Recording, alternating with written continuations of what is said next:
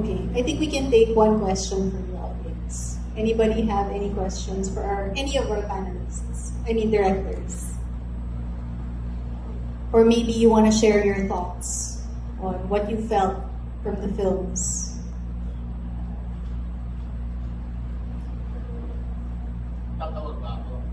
Ay, si Sir Tops, makikita yung suit. Yes. Yes. This is Nala. She's my junior. She's graduated already. Hello everyone. So I'm from 117 Commerce. And I just wanted to share that I miss being in Commerce. I miss the space that we can discuss things and have a conversation. Just speaking out in the internet is just shouting at the void. You don't have a conversation to learn insights with other people. I'm very grateful to watch all of these, but I'm also very angry that I'm getting emotional. I'm very angry that it should be irrelevant. For me, it's my first time hearing the flood control projects and being angry about it, and then seeing that it's kind of the same thing with the bridge construction, that they, they put in funds for themselves there in the hospital beds, and hearing Sir Doy say that there's a flood control budget or tax inside movie tickets makes me even angrier because it's just the same thing over and over again. So at this point, I'm just angry and frustrated. I don't know what is there to do. Like, we can make films and we'll do impactful filmmaking and raise the budgets, but at this point I'm like, what else can we do? Because it seems bleak that it's been happening for decades, and it's like, will it continue? Because yung parang my idealistic hope is like, well, I'm just gonna wait for all of the Gen Z to reach powers of politics and then hope na lang that we're not corrupt then. But who's to say also? And that's gonna take decades then. So all of this to say, like, what can we do differently? Ask ourselves amongst each other, like, what can we do differently? What else can we do to change things? And that's just me opening up, like, any ideas on what else can we do besides what we're doing now para mausbong yung fight. So, yun po. Thank you. Well, yeah, thank you for that comment. Well, one way of looking at the problem, for example, of corruption, we can look at it more positively too. Okay, the fact that the country is surviving and there are some good things that we experience. Why? Because there are individuals, there are Filipinos who are doing the right thing. Okay? Marami, no? There are professionals, doing the right thing.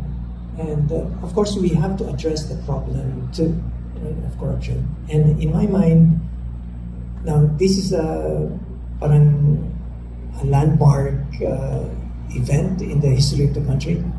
If nothing happens at this time, then we have a major problem. Right? The problem of corruption has to be solved. And on our part, what can we do? We can do many things, but whatever it is, we can do small things. There's little things that we can do to do the right thing in our way of dealing with people, in our work, or we can join the movements. But the point is not to be complacent. The point is to act upon the issue, to act upon the problem. Okay. I'm glad that I'm with Sir Doy now, because when I was a student, I saw the films that he wrote in the 1970s. And it Tagal na nun. Toms. Okay. Yeah. I saw the... Alam ko bata. You know na yung films na sinulat ni Sir Doy, that Sir Doy wrote, hirap mag-English, that Sir Doy wrote, really changed perspectives. And it changed my perspective. It opened my mind to the realities of my generation. And it inspired me to tell stories. You don't need to change the entire nation's perspective. As filmmakers, your job is to tell the stories in the most compelling way and the most compelling way, and convince people that, you know, this is the truth that we see. If you are able to change even just one mind, it's already enough. Sir Doy's films changed my perspective, and I was able to continue the legacy, although it's really a mighty legacy that Sir Doy has and is it still continues to do. And you know, as com art students, future filmmakers, media practitioners, I guess ang role nyo ngayon is to continue the discussion, continue the fight, continue the talks about what's happening now. Kasi it will remind the younger generation, younger than you, that in this part of our history, you were there to capture and to record this moment, this issue, and it might inspire them to continue telling stories and changing people's minds. I understand your frustration, Nala. It's been 2 years or 3 years since you graduated, 4, and things haven't changed. But you know, I guess we will come to a point where we will see change. Sir Doy saw change when he was writing films in that decade. I won't mention anymore. But he saw how it influenced the minds of the people, and it led to a revolution. So stories are powerful.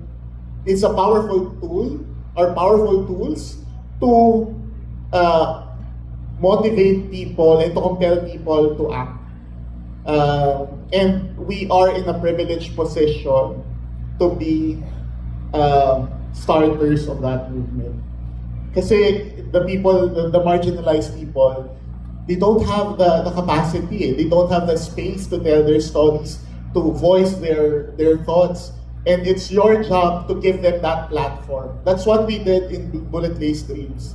I'm not saying we were the perfect people to do that, but the fact that we were able to give them this platform to show their struggle, to tell what they've been through, and to encourage people, to encourage them to continue the fight, that's already enough. One thought quickly. I guess the role of the communicator today is to continue converting the already converted.